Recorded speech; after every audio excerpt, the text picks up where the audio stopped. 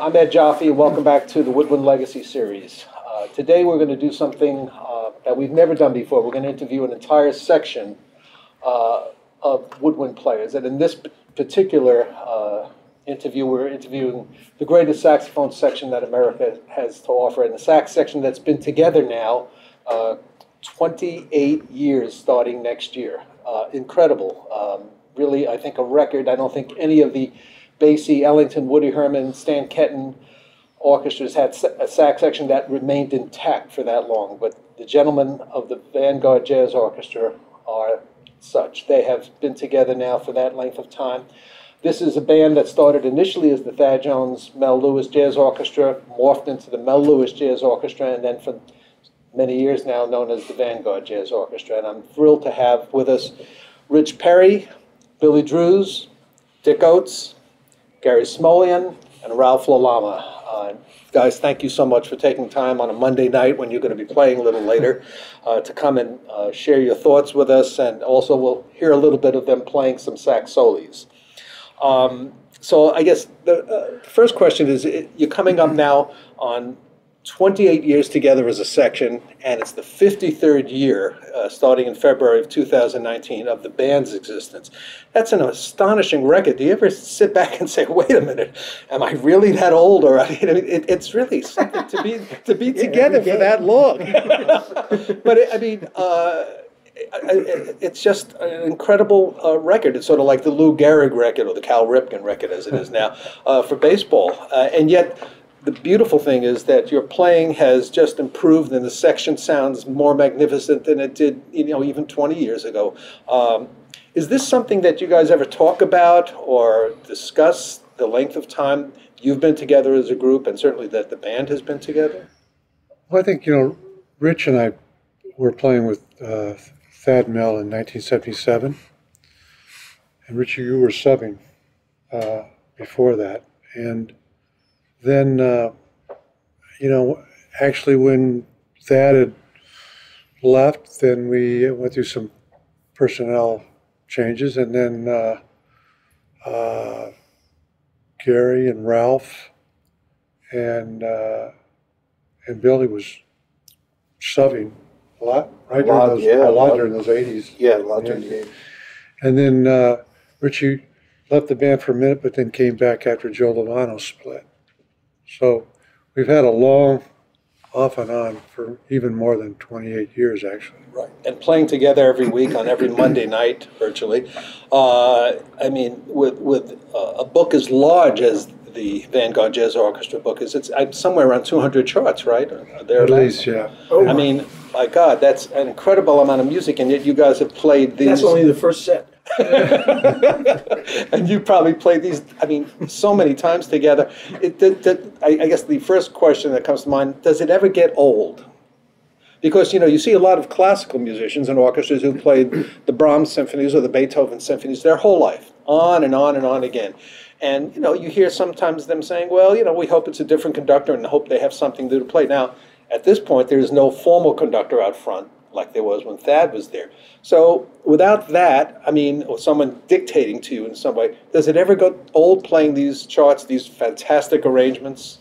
Well, this music is timeless, and if it grows old, it's your problem. Right. You got to keep it updated. You got to keep improving. You got to keep growing with Thad's music, Brooke Meyer's music, or all the guys that bring in charts. And so if it does grow old, it's really because maybe we become complacent, or we become, lazy. We're not doing what we're supposed to do. Yeah. Right, and the chart stays incredible. That never changes unless we mess it up. But what happens in between and how you interpret it and the improvisation is always growing. You different rhythm sections come in through the years. You could look back and you see how things transformed. That always changes. And I think one of the unique things about the history of the Thad Jones Mel Lewis Orchestra through the VJO is that it's not just beautifully written charts, the incredible ensemble passages, but that there's such space for people to solo, much more so than any of the bands, for instance, that I mentioned previously. The great bands, the legendary bands. There's real chance for people to stretch out as in a small group. And yet we are surrounded by this incredible writing of Thad Jones, Brookmeyer, and McNeely, you know, Slide Hampton, the people who have given so much to this band. That probably, I would think, would add to the uniqueness of playing even the same charts over and over again because of the space for the soloists. Yeah, I think that's... Of course, yeah. You know, And just listening to it, I get yeah. to sit in the middle of listening to some of the great players that I respect for many, many years, and I learned from them so much. And that's like, wow. Yeah, I mean, It's a privilege. I mean, deep down, we really, you know, we play in this band, but, you know, we're small group musicians, really. Right. You know? Well, that's the other unique thing. I mean, each of you is a fantastic soloist. I'm a big band musician. That's what I always say to people. What do you do? I'm a big band musician. But you know, not true. but the truth is, from the very start of the band, the first real established sax section with Jerome Richardson, Jerry Dodgen, Eddie Daniels, Joe Farrell, Pepper Adams. Mm-hmm. Again, 5 great soloists and a great section. Now, this wasn't always the case in big bands, certainly throughout the history, that you generally have a featured tenor soloist, occasionally 2, and maybe the second alto player would play an occasional ballad or there in it. But I think maybe Thad and Mel really changed that scope forever. I mean, that all members of every section are great jazz soloists, plus great ensemble. I was trying to actually get in the, no, I was in the Glenn Miller band, but, oh God, I can't think of the name now. Oh God, my brain. Jimmy Lunsford? No, Mantegua. Mantegua. There was a big band. Hank Levy wrote a lot for the band. Oh, he's a good writer. Stan Kenton? Stan Kenton band. Thank you. My brain is shot. I was trying to get in the Stan Kenton band, and I went to the Kenton camp, and they told me, "Sorry, we can't use you because we need someone who can't play solos to be in the second tenor chair." They couldn't have someone who soloed because only one guy was playing the solos. And that would be in the first tenor chair. Really? That's what they actually said? Yes. We need someone who can't play solos. Right. Well, they want you to get frustrated. And they got someone who couldn't play solos. Wow.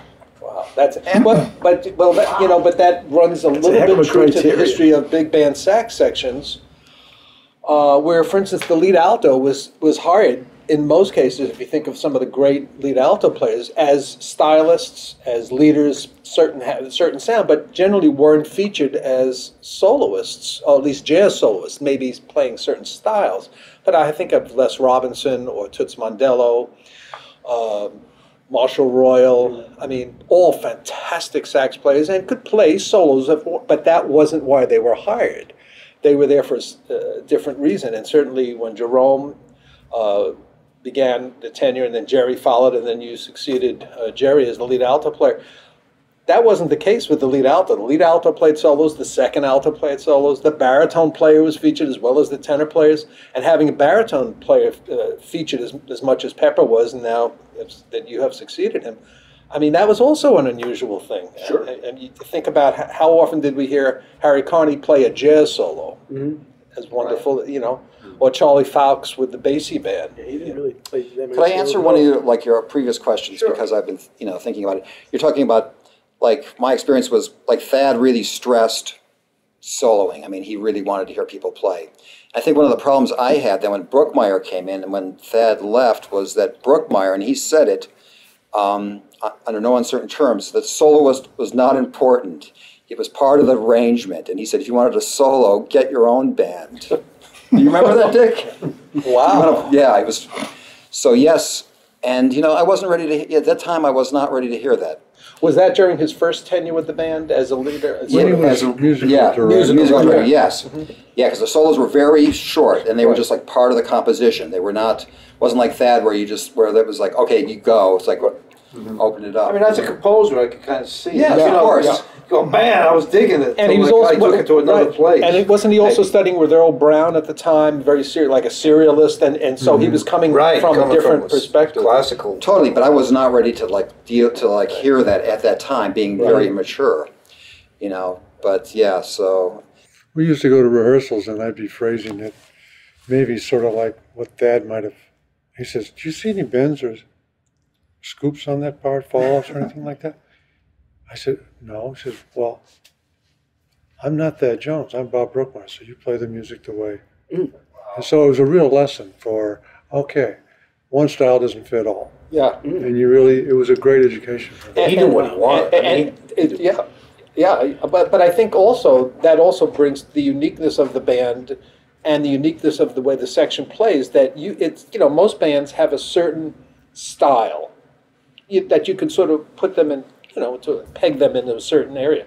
You can't do that with the Vanguard Jazz Orchestra. There are multiple styles, multiple composers, and stretching from the most traditional to the most forward-looking. So, I mean, that really puts a different type of stress on a section as to how are you going to play this. Now, let's say you've came up, every one of us have listened to Thad Jones since we were very little, and you heard the great sax section that he had in the 60s playing this, and now you're asked to play Bob Brookmeyer music, or Bob Mintzer thing when he wrote for you on the Herbie Hancock music. I mean, it really puts you in different stresses. So as a section, that's very different requirements, I would think, coming from the inside, right? But I think Thad really loved different writers. Mm-hmm. He really fed off Brookmeyer, and he really fed off Jerry. He loved Thank You. Jerry Dodgen's music, especially, right? Oh man, it was great. Thank You a lot. Even a little Cecil Bridgewater, and he just really was very open-minded to new writers because he knew that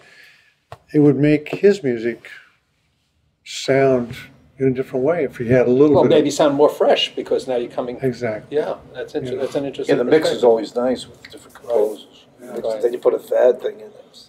Right. It's Sure. Yeah. Right, and without restrictions. For instance, I know one of the reasons Thad had music to start the band was that he had written a record's worth of music for Basie that Basie said didn't fit or didn't want to play, or he said was too hard for the band, or whatever. But there is no restrictions, it seems, from the very get-go with Thad's music as far as what music was being put in front of you and made available. There were none of those boundaries that other bands seem to have, even like the boundary you talked about, Rich, with the Stan Kenton thing, is even as far as personnel. Well, one of the last arrangements Thad wrote was on Easy Living for Richie. And we rehearsed it in Germany, remember, Rich? And there was so many notes to it. And he came up to me, and I was just like, oh, okay, yeah, sure, I'll do it. I'll copy it, Thad. I was the worst copy. Copied that? Yeah. And so, 3 days spent in Portugal just going oh, I think that's a B. Oh, it was torture. But it was, that was probably where I really saw Thad's, he heard something in Richie and in all of us that said, I got to do something with that in mind. And it was just remarkable. He wrote it in hotel lobbies mostly, I think. Like he would see a piano and then he'd go play something on the piano, or sound checks or something, he'd be over in the corner. He just wrote it in a short time, while traveling. He heard me play lead soprano on one, I think it was 18. What's the name of that? Love Walked In. Love Walked In. And so he said, there wasn't a saxophone solo until, I think, 78. And then he wrote it. And I think one of the reasons he might have written it is he goes, well, let me just see how he might play lead on soprano. I'll write him a solo. See what that might feel like, Was that the first one he wrote with you in mind? I think so, yeah. Now, because you brought that up, I had read in this wonderful book, which we're going to plug a little bit toward the end of the interview, that one of the reasons he did start writing soprano sax leads was because Jerome Richardson sort of didn't want to play it on clarinet, and he had Eddie Daniel sitting next to him. That's right, they were hanging out. Yeah. He said, Dad, maybe you should leave the clarinet alone and try the soprano. And I thought, when I heard that, I said, wow, that makes such total sense. Because when you heard the way Jerome phrased it, very joyous, and the soprano had that kind of his buoyancy, and also it was just really theatrical. And all of his phrasing, Jerry inherited, and then I inherited it from listening to Jerry and both of them actually. But it was amazing to see how musical everything they did was, so musical and so buoyant and dance, and it's just like, that's where I really said, wow, this is a lot more than I'd ever thought lead alto was, not just playing loud and not just playing dominant. Right. You really had, it was coming from so many different styles in which Jerome had been aware And they of. were very, very experienced players by the time. Jerome was there, and Jerry. I mean, especially Jerome. I mean, he had really had a lifetime's worth of experience right. On both coasts. And all those people that he played with, I mean, he had their experience. So it's incredible. I just want to say one thing about Easy Living, which is one of my favorite charts. But talking about having the improvised part, the improviser being in with the mix of the whole chart. I mean, that chart and the way Richie plays it particularly, but it's in there. That's like the thing with Brookmeyer, but it's in there perfect. The solo is just melded in there, just right. That chart, it's just like, and it's that particular. I always think that way. It's just perfect. Billy Harper played Yours and Mine. It was written for Billy Harper because of that big fat sound he had. And that really, I mean, it was very kind of a stark melody, and but man, you just like, when you heard Billy Harper, it's like, wow. So, I mean, much like Ellington would write very specifically for the members of his band, Thad had that same foresight, I guess you'd say. Well, I think that's the thing about a saxophone section is like, you don't sacrifice your personal sound, but you still, when you play together, You endorse it. Yeah. anybody's. Well, that was a question I was going to ask you. You know what I mean? Like if you listen to, the classic Sure. Duke Ellington saxophone section, Paul Gonzalez and Russell Procope and Johnny Hodges and Jimmy Hamilton. I mean, there's five unique sounds. Right. But when they play as a section, it's magic. Right. Well, you also have 5 unique. That's what I'm saying. And you're Yeah. also five jazz soloists who play very differently as well. And yet, when you play as a section, and if someone were to close their eyes in front of the section, there's no way they would be able to discern those 5 completely different approaches to soloing, sound, and equipment. I guess one of the questions I was going to ask is, do you make any changes knowing that you're going to be playing in the section on a Monday night from your normal setups? Do you play the same setups that you would play if you were playing with a combo or doing a record date for yourself? I don't change it. You don't change? No. I don't change.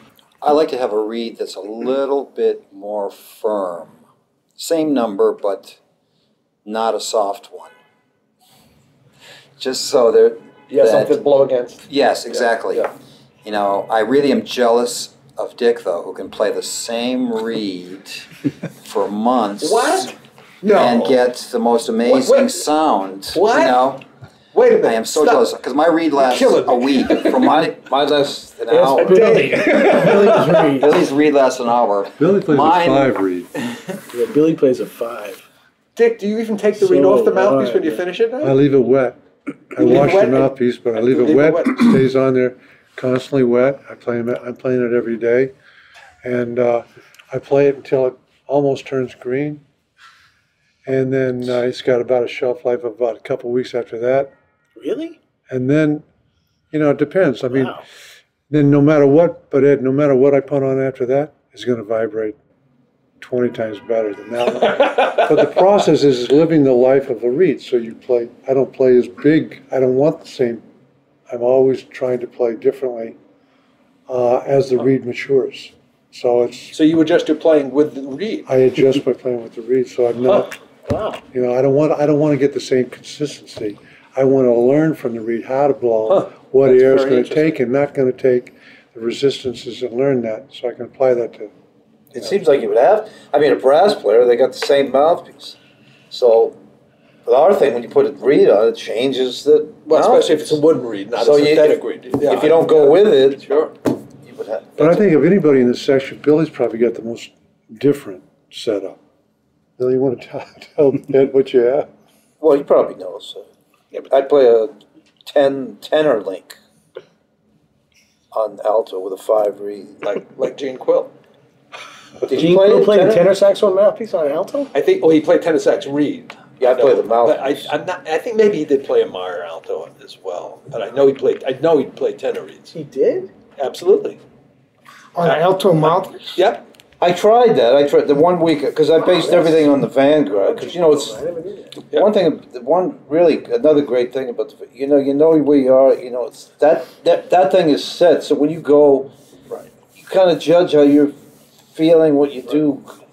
Every week. Boy, I felt really good.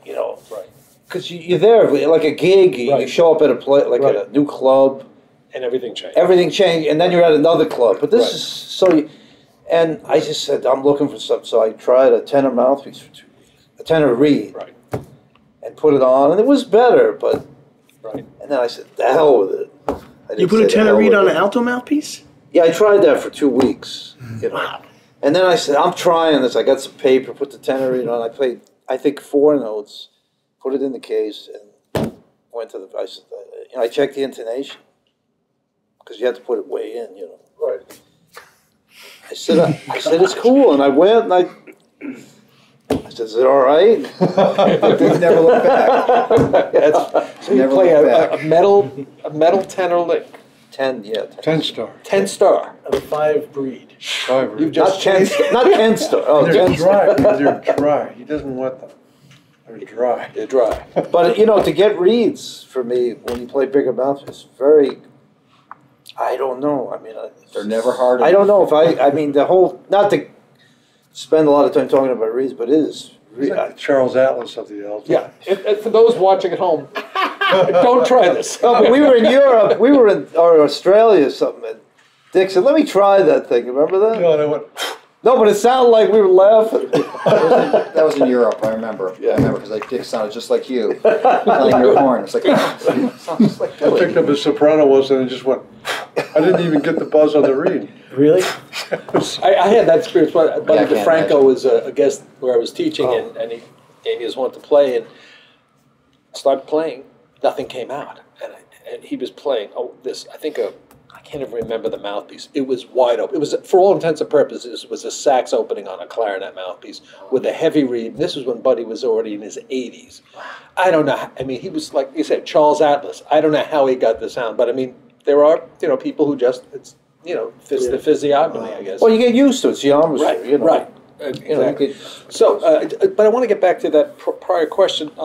So how is it that you get this beautiful blend with such different approaches, different sounds, different equipment?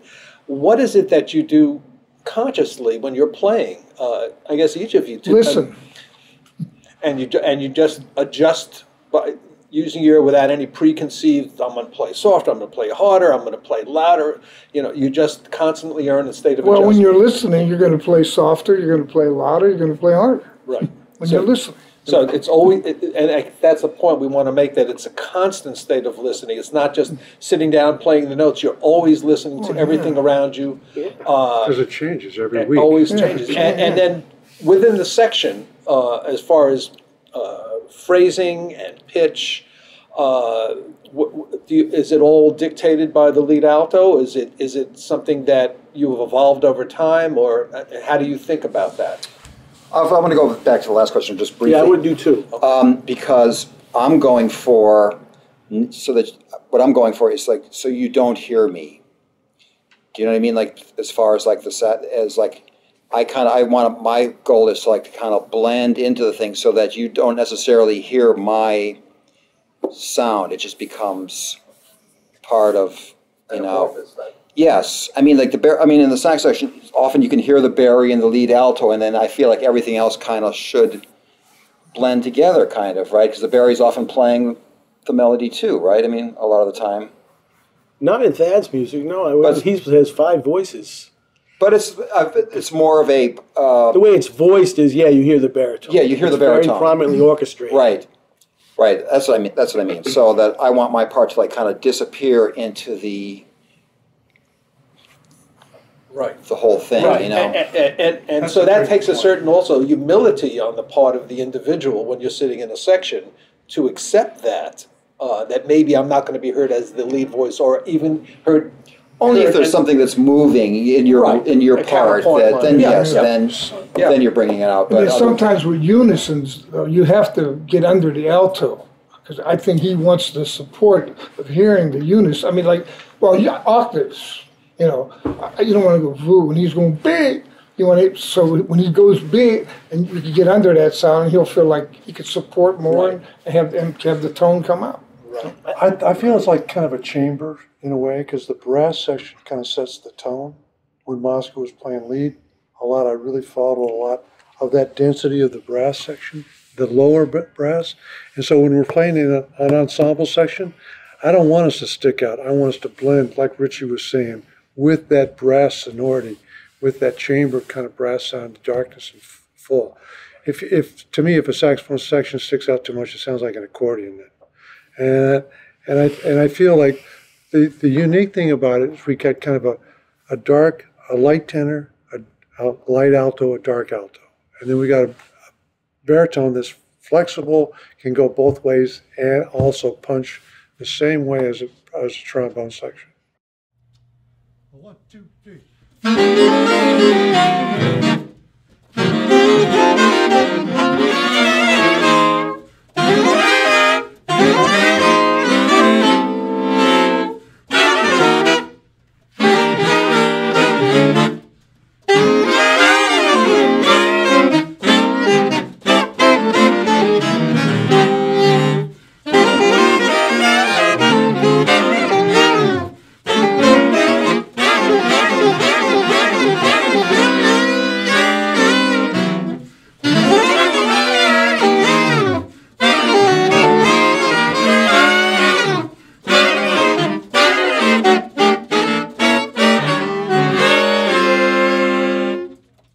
And again, for the young players listening out there, sitting in a sax section is not just sitting and playing your part, just playing the notes on the page.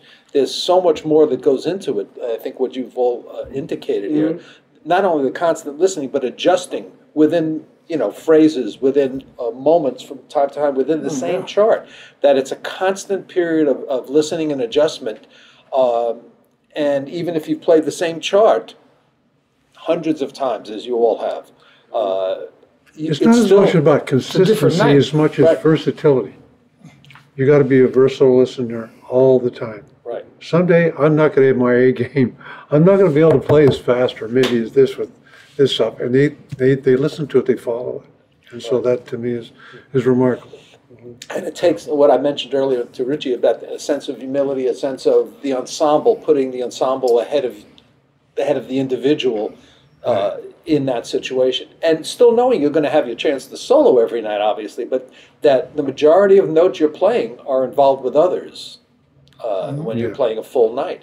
And so it does, I think, bring a slightly different mindset. When you're playing in a small group, as all of you do and all of you've recorded in small groups as well, is there a different mindset you bring to the game from when you're going down Monday nights to play with the band? As far as your approach to playing?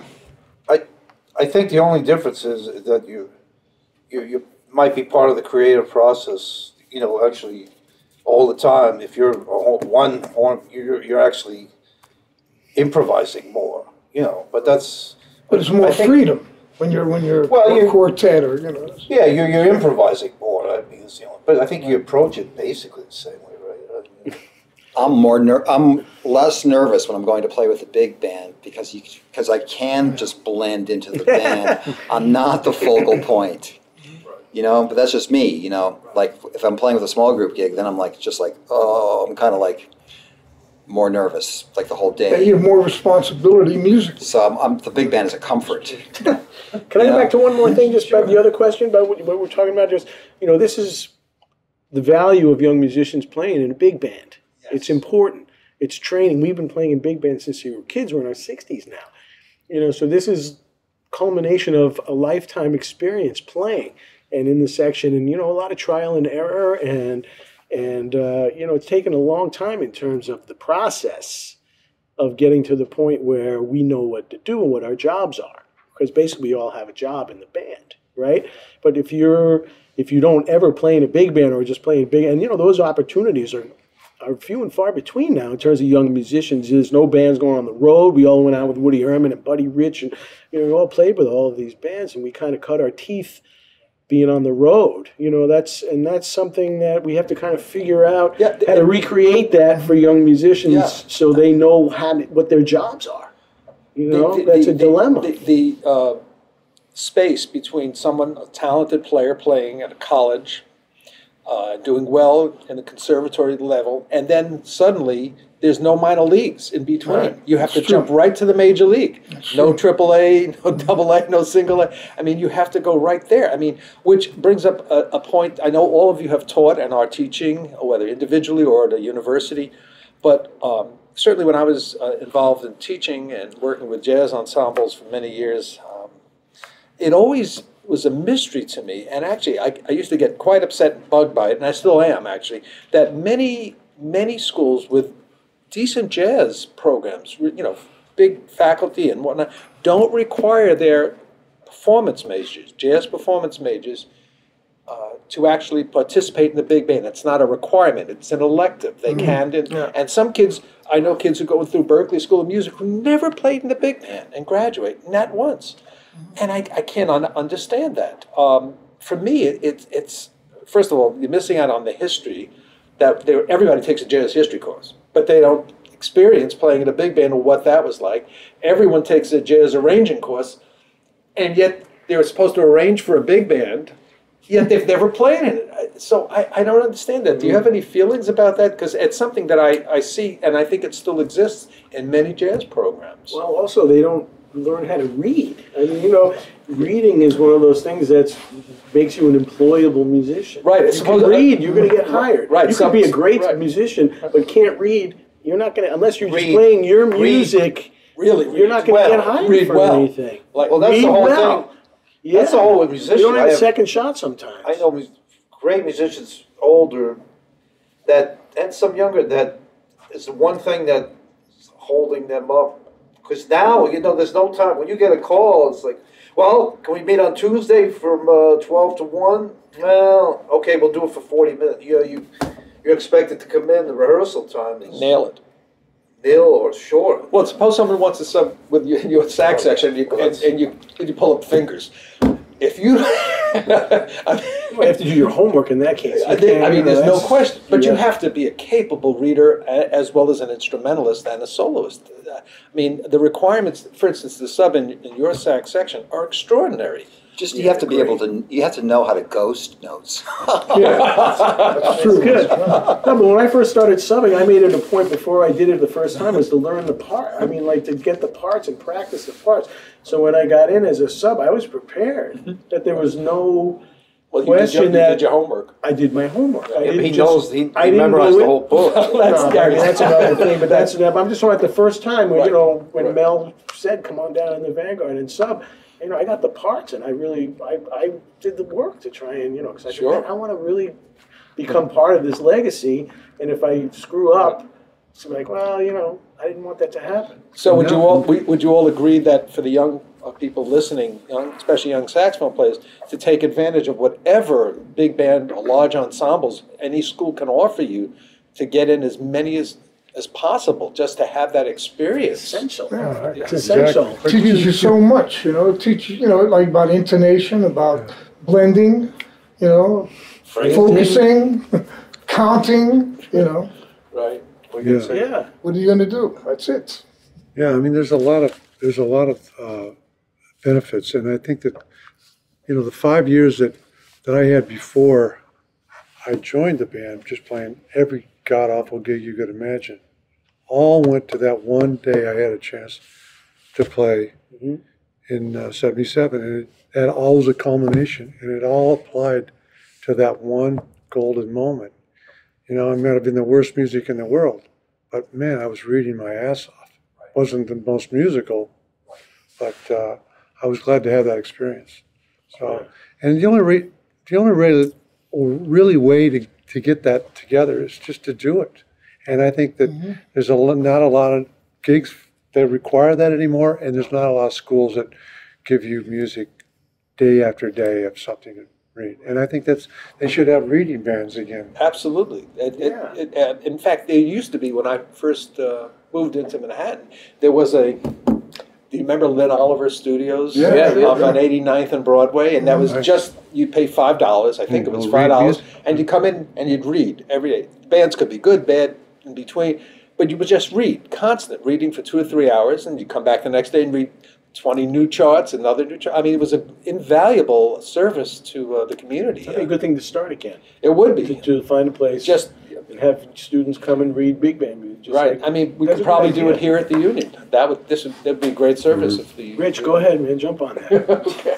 Well, in schools, it's important to have educators who know the whole gamut of what it's about. Like, I was lucky enough my whole time at Berkeley to be under the direction of Herb Pomeroy, the great Herb Pomeroy. And he knew, he focused not only in the band, he was so meticulous with the band, but he also was about the rhythm section too, and that give and take between it. So, But if they just learn how to read the rhythms and not focus so much on the perfection of the notes, and that's where they get screwed up. Mm-hmm. Just read the rhythms, because then if you do that, you can, it goes to a few notes, hey, they're not going to be perfect, but at least the rhythm, you're not going to stick out.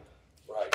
And so, it's just, common sense, and that's the kind of common sense you don't get today. It's true. But you're right, Gary, because you can't. People do. If you do your homework, you can do it. And what's his name? Frank Basili, who's a good example of that. And then Josh, Lee. who's playing subbing. He comes in and he knows. I mean, I'm prepared to help him. He doesn't need any help. He's checked out the band. He's checked out the recordings. He came to the Vanguard knows the parts. 60 times to Yeah, check out him. and so normally I'm like, Wow. I have to like. Before he started He's very serious. That's. I never tell him. I have hardly told him you anything. can hear it. You can hear it. Yeah. It's amazing. It's Well, just like, that's when someone really wants it and cares and is passionate enough about Passion. it. You don't even have to tell them. To And the do it. first They night he just- subbed, And he's quiet about it. the first night he subbed, his parents came Yeah, because they were so happy for him. yeah. That's great. That's the way it should be. Yeah, it is the way it should be. it's hard to find. I mean, some colleges. I mean, have a hard time getting enough brass players to find a big band to have a big band. But, You know what I mean? Well, that's true. I must say, over the years that I had a big band, I had like 20 years at a school. It was rare that we had a full trombone section. Right. I mean, North Texas has plenty of them. They have like 7 or 8. NYU. bands. I shouldn't say NYU, but they don't have enough people for a big band right now. They can't. There's no big band right this semester or this I think year it will be next because they. Well, you know what I did? I mean, I actually got some money and took some of the money that I would normally take for other vendettas and hired players to come in so that. Yeah. And it wasn't just to do it at the concert. I think it's important to rehearse with that full band. So you get the Yes. full arrangement. You know who you're locking in with, not only in the section, but across the section. And then you get a chance to do the things that Ralph mentioned earlier, deal with pitch and balance and subtleties of phrasing, not only within this one section, but within the entire ensemble. And when you're playing a shout chorus, what does it really sound like? If you only do that when you're getting to the concert, you've missed something. I feel like you're right though, because there is a school that I don't know if I should mention. I won't. No, we don't need to. But But they're kind of phasing out the big band thing. At one time they were like focusing on it, and then now it's like kind of like going in the other direction. I think that's a tragedy. Yeah, I think so At too. least that's wrong. That's wrong. It's yeah. I mean, and the idea that some people look at it as an either or thing. Some institutions either we're going to emphasize small groups or we're going to emphasize big bands instead of just saying we're going to teach jazz. Right. We're going to teach the history of the music. Yeah, we're going to train people to work. Oh, We're going to train people yes. how to get out of school and be employable. and be employable. Exactly. They But I should think teach how to play a club date. in Getting college. back to the saxophone section, I feel like I'm really like blessed because these guys are my kind of like my rhythm section. I can float on the top. I don't have to dig as hard because they're digging. If you get just a lead alto player that has to dig or feels like he has to do it, then it's like a ball and chain. But when I got 4 guys underneath there punching it out, I can just float on the top, and then I can make the styles, the bends, the scoops a lot easier, where I don't feel like I'm the only one having to pick up the weight. They have the weight, and I'm just like the icing on the cake. But it's a mindset that everyone has to bring to the table, as we sort of implied. And that's what one could learn at school. Wouldn't that be great if kids learned that right away in their college education and have that feeling for playing as a group and interacting and having the same camaraderie after 28 years together that is clear here? I mean, wouldn't that be great? Because then when they go out into the world, whatever they're going to do, they're bringing something that is invaluable, what people always mention about music. They understand how they fit into a society by fitting into a sax section, by fitting into a big band or an orchestra. So Also in this band, Teamwork. Yeah. but also in this band, if you listen, I mean, I learned a lot from listening to the records. Live at the Village Vanguard. I think the first time, Little Pixie and Willow Tree and Well Away from Anna. I listened to this record hundreds of times. So by the time I never dreamed in my imagination when I was 16 years old, I was listening to these records and I'd be sitting in with that band. Playing the same music. It was like it was a total. If someone would have told me that, I would have said, "No, it's just not. There's no way." Well, especially playing baritone. Ralph, what was your first experience with Thad and Mel? As far as when were you first aware of them? How did you first come to know them? Well, before college, but really into college. My band director, Tony Leonardi, used to play a lot of Thad's music. Actually, he invited Thad when I was ready to graduate my last concert. He invited Thad in, so I got to know him, and he's the one that encouraged me to come here. And just about what Richie was talking about, I went to pick him up for the gig, at the hotel in Youngstown, Ohio, and he had this music all over the bed. And I said, "Dad, what's this?" He goes, "I'm working on this chart." So he was working on it in his room, ended up being number 77, which is Little Rascal on the Rock. Wow. Then when I finally moved to New York about 4 months later, I went to the Vanguard, and what I heard was number 77. So it was like a thrill to hear what was on his bed, half finished. Now it's finished, and they're playing. And it's true that he used to write a couple charts without scores, right? Yeah, you go right to this. Was it also true there was a trip in Europe at one point where the music was somehow lost? Yeah. I don't know if any of you were on the band at the time, and that Thad actually was copying the music on the train, and they got to the gig, and a number of charts had already been. He had copied them out, just because he wanted the band to have some written music to play. Yeah, it's a true story. I don't know about that, but we did play a concert in Berlin where we didn't have any music. East Berlin with music. East Berlin. That was with Mel. We were just that was with Mel, yeah. Yeah. Oh, the one gig was canceled. There was one with Thad and Mel. There was? The one with Mel was canceled. The music didn't get there. Canceled. Right. That's We right. had no music. The thing Thad said, don't even think about the music, just go on remote. Just go on like you the music never got there. We got it eventually. But Did you play the gig with Thad? yeah, we didn't play. We just played head charts, kind of. Well, the first thing he did, That must've been fun. he counts off a blues, and then he looks at me and goes, "Sing." I went, "Sing? Sing? Sing. So I started singing. Like scatting? He just kept saying, "Sing now, sing now." I go, "Well, what do you mean?" I said, "Sing." So I sang a couple choruses, and everybody in the band was laughing because of my voice, my Iowa accent, and so they were all laughing. And then right after I finished, demoralized like this, he goes to the next guy, "You're next." And everybody in the band sang 2 choruses of blues, and it didn't matter if we had music up there or not, because it was so magical what happened. It was just like everybody was laughing and grooving. And then when the music did come, man, it was just killing. Because it was fun. Yeah. But that always made it fun, not like it was pressure. Yeah. And that was, to me, the magic of his saxophone solos, of his ensemble writing. It still is that way. Every Monday we go down there. It's just so much fun. It's just a privilege. And we all have... Well, Dick, coming out of Iowa, where did you hear Thad and Mel first? Was it on a record, or is it... Well, Tollway Zone, those kind of, early on, Central Park North. But I wasn't really, I couldn't play it. It was just, I couldn't figure it out. It was too abstract for me until, he was at the University of Minnesota. And he asked a friend of mine if he'd like to go out to New York to play. And my friend says, "Well, I'm not ready, but my roommate just saved $5,000 to go out to New York." I said, "Well, tell your roommate to call me." And so that's what happened. And that's how you got on the band. Wow. I called him. Yeah, and he never heard the way I played at all. Never heard you play a note? Never a note. Didn't even know what you looked like? No. He just said, "Call me when you get to LaGuardia Airport." Well, what did Mel? Mel had a reaction. Yeah, it wasn't favorable. Oh. I don't want to get into that. That's kind of the same thing happened to me when I came to New York. Yeah. I called Thad because he was such a nice guy. He gave me his, I was scared. I called him in. He said, "What are you doing this weekend?" I said, Nothing. I've been in New York like 2 weeks. He said, well, I want you to play with us at William Patterson College, where him and Mel were like teaching there. In residence. In residence, right. So I went there. It was myself, George Mraz, Walter Norse, Thad and Mel.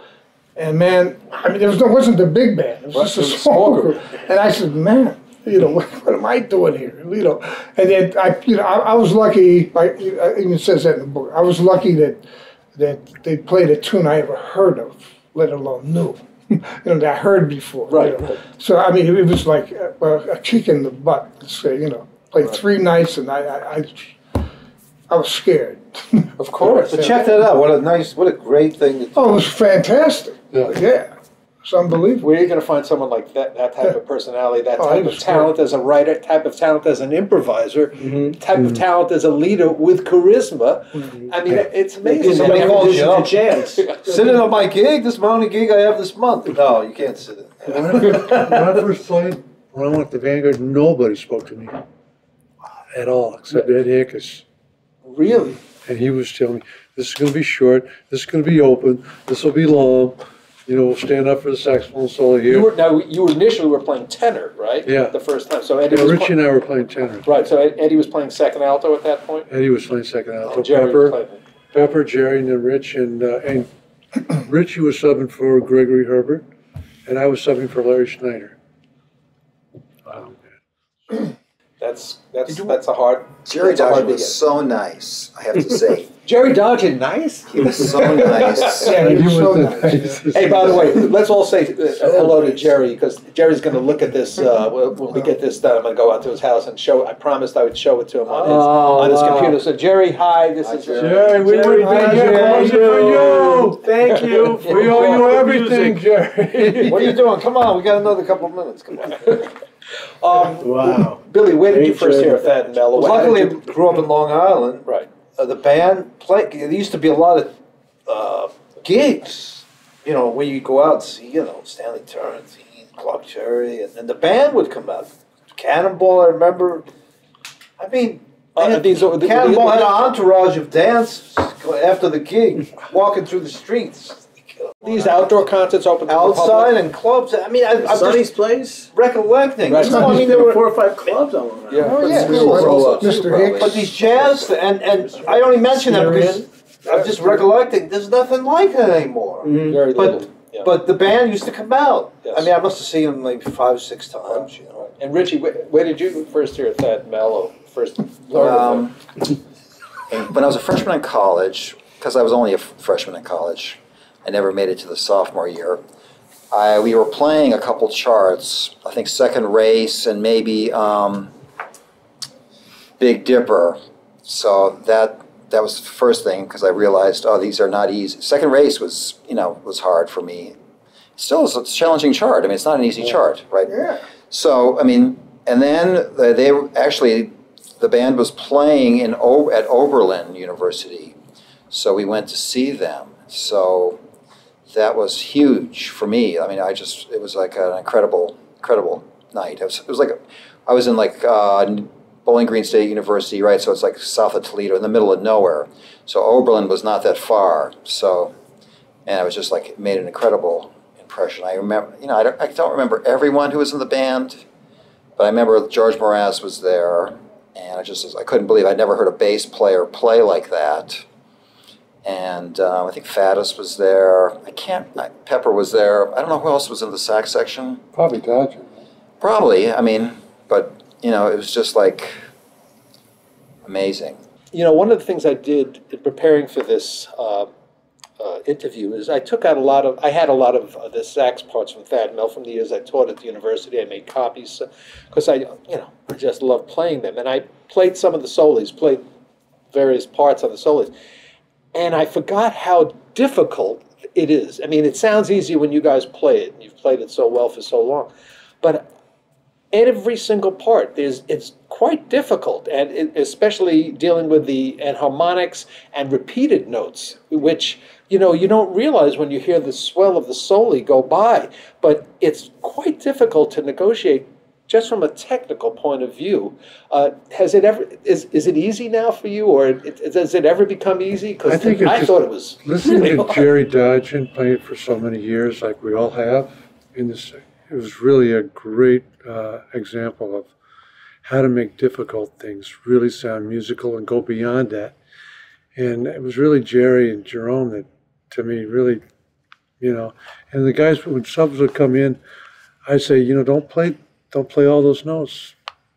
Just listen, try to blend, listen to the lead trumpet player, and especially listen to Mel Lewis. If you get that combination, you're going to be in the money. It's just mature listening, and you don't have to have a lot of chops. You can solo great, not have a lot of chops, but if you have that kind of, heads up, I think you'll do fine. Yeah. Well, Dick makes it easy for us. He plays super consistent and plays the same way every time. So we know what to expect. There's no question about anything. So, we're all very confident in terms of just, taking Dick's lead because he's so super, super consistent and so musical all the time that our job is really not that difficult. 1, 2, 1, 2, 3.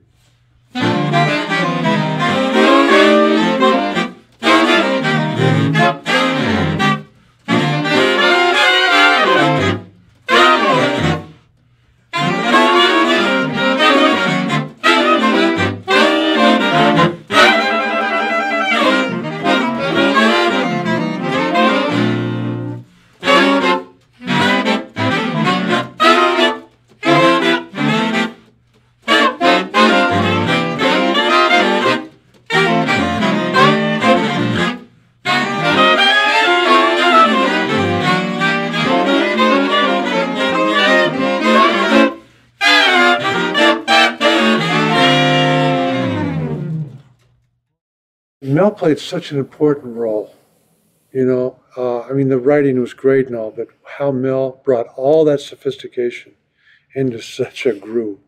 And he was like, to me, the Seinfeld play. We got all these things going wrong composition-wise, and all of a sudden, boom, it would hit, and it would just fit in like this. It was an incredible mix, Thad's writing and Mel's playing.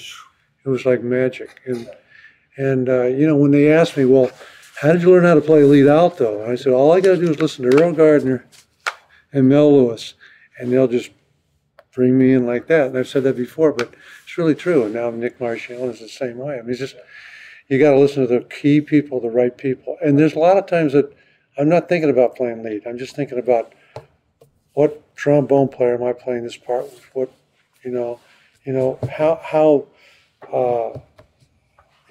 how to, bridge a few of some of the notier things when the trumpets are always going to play high when they got those harmony mutes in. How am I going to deal with that? Okay, and it's just. Give me the answer. I'd like to know. I just back off. It's just like what I think Richie was saying. You back off. It's like on flute. You can't put the same amount of hair in, and it's the same thing with, like I'm going like this. Sometimes I'm going, or depends on what the resistance, what it's going to come to play in tune. And so when I'm always going to go for the trumpet first. I'm always going to be subservient. My pitch is always subservient to the brass, especially the lower brass and bass. And one other thing, the music is so, we have all different parts, right? And some of them are hard, right? Like you said, but still, the music that, even on this fourth or second tenor parts, the lines are so hip. Yeah. You know what I mean? It's fun to play. You know what I mean? I remember one time, I don't know why, but I was playing Richie's part on 7, Little Pixie. And I said, whoa. It was so hip. You know what I mean? And it was fresh because I was just playing it the first time. And then I went back to my part, whatever, later. And then I said, well, this is just as hip. You know what I mean? The melodies, they're all melodies, even though there's some repeated notes and all that, some difficulty technically. Yes. But I just had fun. I had fun playing it. You know what I mean? Learning from it. Sure. Yeah, and they're wonderful. I think one of the great exercises a college student could do would be to have the opportunity to play every one of the sax parts while you're in college. Just even if it's just Xeroxing the parts and going to your room and playing every one of the parts, because they're all so different, technically very demanding, but all of them have this beautiful forward line. There's always that sense of horizontal movement, even though Thad's writing, has a great deal of verticality and harmonic sophistication dictating it, yet he keeps that horizontal line moving so well. If you don't have that, it gets for the parts. That's that Pete Barbouille did that skit, that fourth trumpet part. Well, why Dodgen was such a great lead alto player is because he's one of the best second alto players ever, too. You know how many sections he made sound great for years. He would just serve the music, that cat. What a great example of for us, because we all played with him. We all learned so much of that love that he had. Right, and you had the opportunity to not only play tenor but also play second alto and then lead, so you had that whole perspective coming in, and I think that's also a good thing for young players to hear, that if you're not, let's say, given the lead alto part, or you're not given the first tenor part, if you're not going to get featured as much in a particular situation, there's still much to learn. And it should not be thought of as a negative. I mean, it's just playing in the sax section is a high. It's a high. Also, it's really important that we need young musicians to take up the fight, and because at some point this band is going to go on, but who's going to replace Dick Oates? I mean, who's out there who has the skill set that he has? Well, you're going to have to go to somewhere in Minnesota and find a kid who you never met before. Circus, you're the guy playing the circus. No, but it's a serious issue. Because, because we're all looking to find somebody who can be the next guy, or woman, or whoever. Just, who's going to succeed us. It is amazing what's the young talent. They're tremendous young saxophone players. I mean, it's unbelievable. It's off the charts, but again, coming into this situation, it's not just your soloing ability. It's so much more. And it's those other aspects of being a more complete musician, I think, that we're addressing here. That's a big question in terms of what the future holds, Right. It's deep. After all these years of playing together, do you ever talk on the bandstand or off or rehearse and talk about, the things we talked about, pitch, attack, phrasing, the way you're going to play a chart? Is there ever a time you still talk about this amongst yourself? We do a little bit, like on these last rehearsal we've been having at the new school. Like I don't hear as well as I used to. And I can't concentrate on the same level as I did 20 years ago.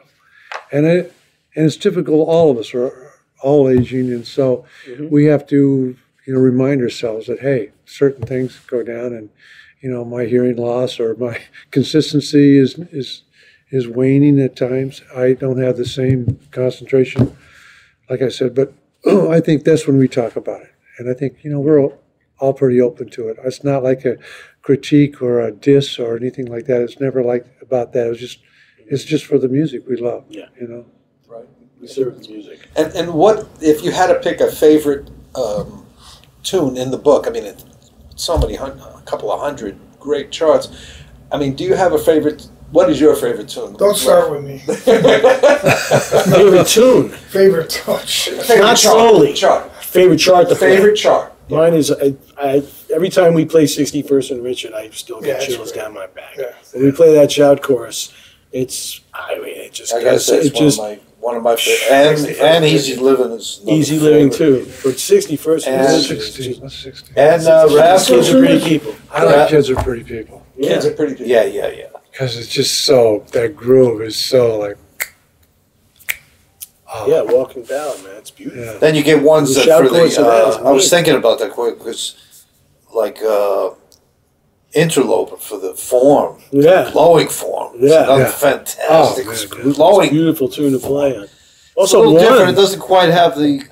It does have a shout chorus per se, but it's beautiful. But one of the tunes to me that's really defining for us, to me, was Dodgen's 21. Thank You. Thank You. Thank you. Because of the triples, because it was dedicated to Duke, and to me, It's different. And it's the one you format. might actually. You might actually use a little vibrato, maybe a little. just a little bit, yeah, but it's, Because it's. we have big spaces, and we got to all hear the same kind of triplet, and it's really the art of the ballad and also, you know, a slow walking ballad. That's the stuff. That's really it. And by the way, just for those out there, Jerry's big band chart on Thank You was, he also made a reduced version for a sax quartet that's available. Yeah. And a wonderful thing for saxophone players to play, you know, just get together. Good thing to check out, Thank You by Jerry Dodgen. What's your favorite chart, Rich? I don't know. I don't really have one favorite chart. It'd be hard to say. I do like Kids Are Pretty People a lot. That's pretty amazing stuff. I like I love number 2. Low Down? Low Down. Yeah. Number 1 isn't bad either. Number one is great. Yeah, you start with number 1. That's freedom. That's great. Number 2 is great. Love 3 and 1. Yeah. You know, I love that. It's beautiful.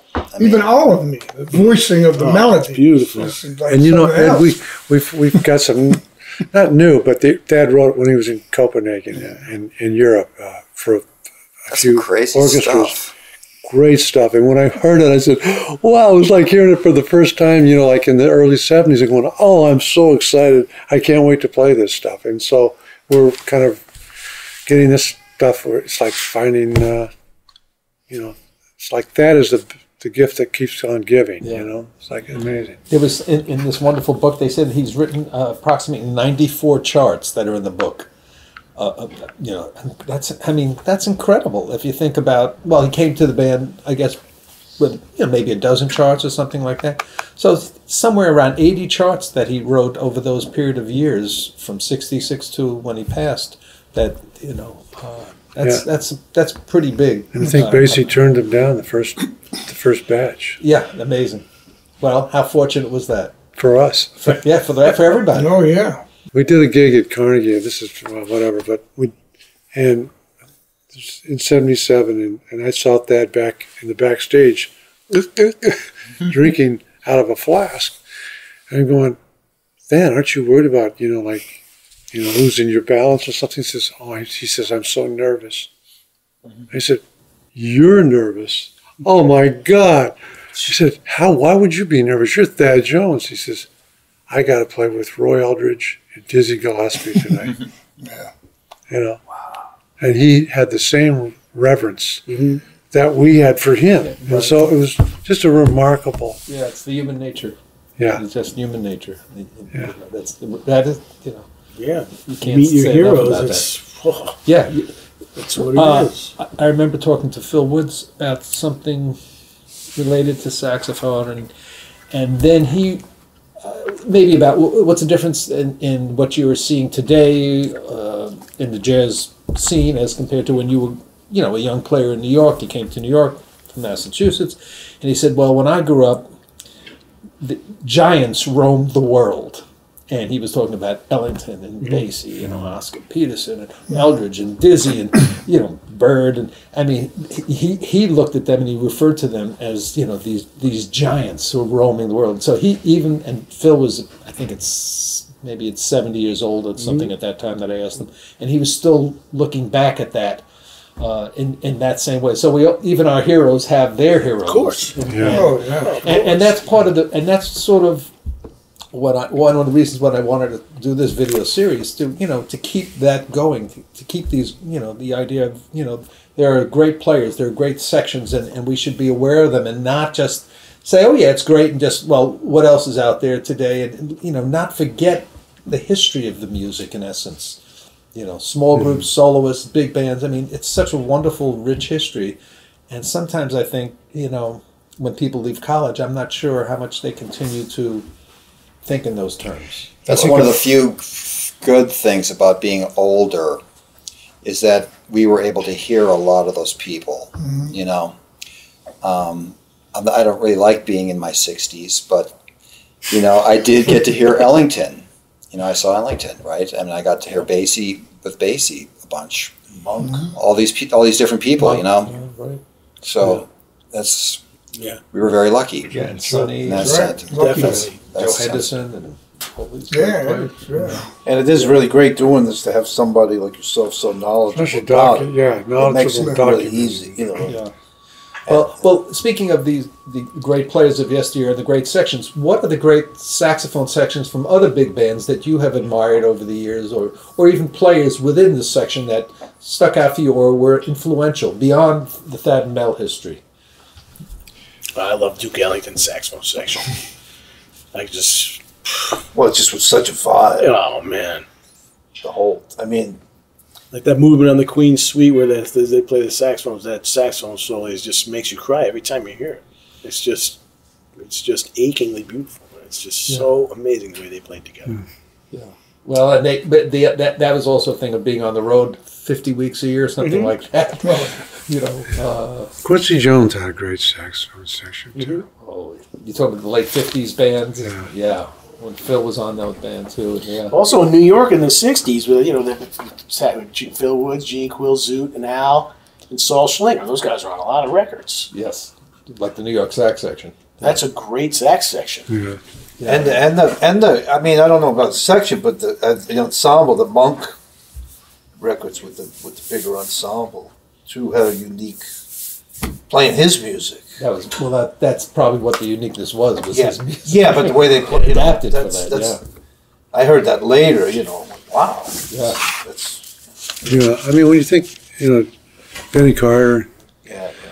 and Jimmy Dorsey, I mean, these guys are heavy hitters, man. Yeah. And I'm sure everybody had a chance to hear Benny Carter, which was an incredible treat to hear someone. The last time I heard him was at an outdoor. Remember, they used to do. I think they still do the Bird Festival outdoors way downtown. Yeah. Right? And he was out there. It was a really hot summer day, and people were wearing shorts. Phil was on the bill actually, and Bill Charlotte was playing with him at that time. And they were dressed in shorts, and Benny Carter came with a suit and tie and played in 90-degree. He had a white brill on. I still remember seeing that white brill on as you. I was there because I lived You right. remember that? I live right near there, so And then backstage behind that. they had the stage- band shell. Band probably shell, at the time. right. At Behind that the band time, shell, he was sitting and talking. Jimmy Heath was there. I remember Lee Konitz was there. They were all gathered around him. He was sitting on a chair, and they were gathered around like, here's their hero Yeah. talking.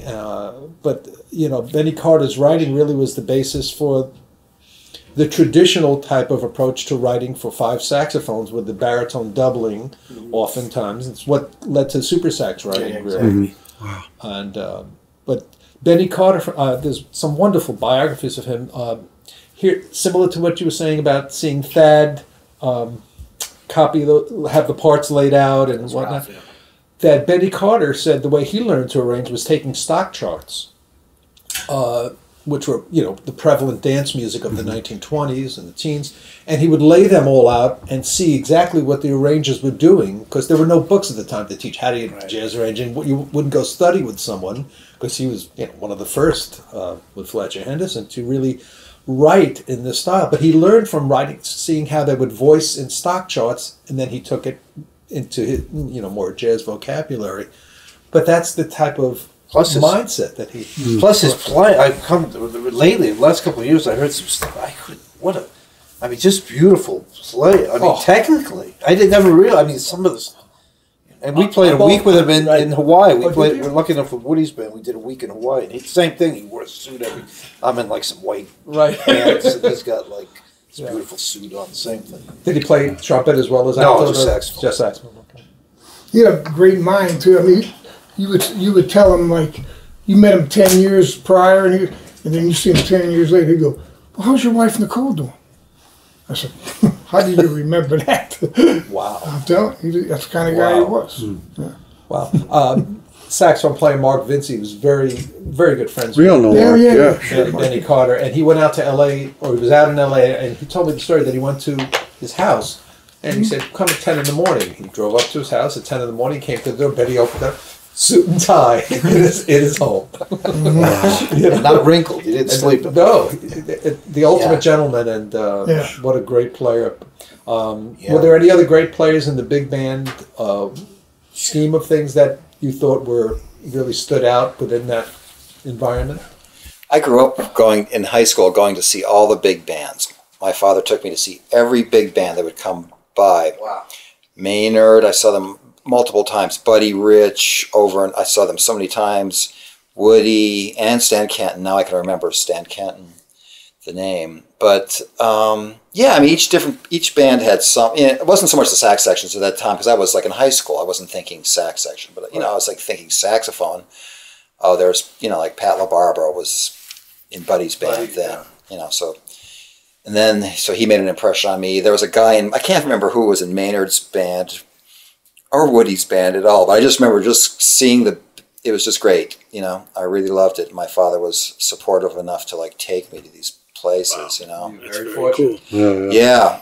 It was like the Maynard's band that was like kind of like the beginning of the MacArthur Park era. You know, Yeah, you coming out. yeah.